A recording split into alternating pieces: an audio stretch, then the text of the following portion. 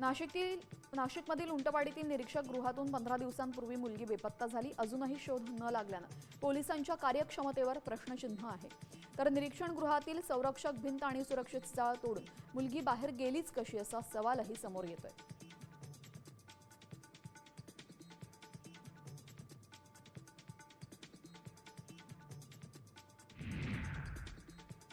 नाशिक जिल्हा बँकेच्या द्वारकामधल्या इमारत विक्रीला शासनानं जिल्हा संनियंत्रण समितीला मान्यता दिली. इमारतीची किंमत 28 कोटी निर्धारित केलेली आहे. सध्या नाशिक जिल्हा बँक आर्थिक अडचणीत आहे. तर इमारतीसह नाशिक साखर कारखान्याची जागाही कुंभमेळ्यासाठी भाड्यानं देण्याचा प्रस्ताव आहे.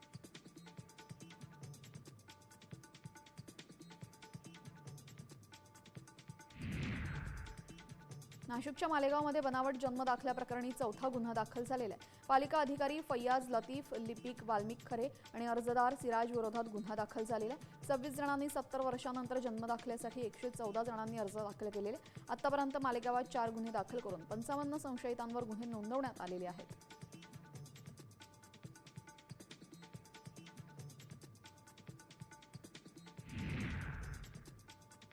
नाशिकमधील रस्त्यावर खड्ड्यांचं साम्राज्य पसरलेलं आहे. त्यामुळे नागरिक हैराण झालेत. महापालिकेने खड्डे बुजवण्यासाठी 17 कोटी खर्च केल्याचा दावा केला होता. मात्र पावसानंतर रस्त्यांची हालत पुन्हा जैसे थे झालेली आहे.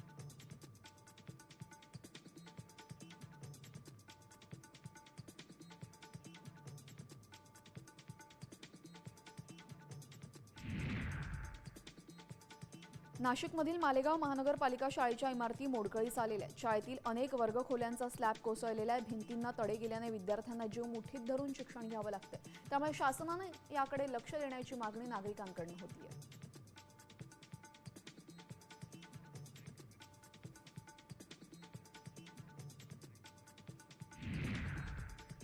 आता isakal.com आहे देशातील नंबर 1 ची मराठी न्यूज वेबसाईट.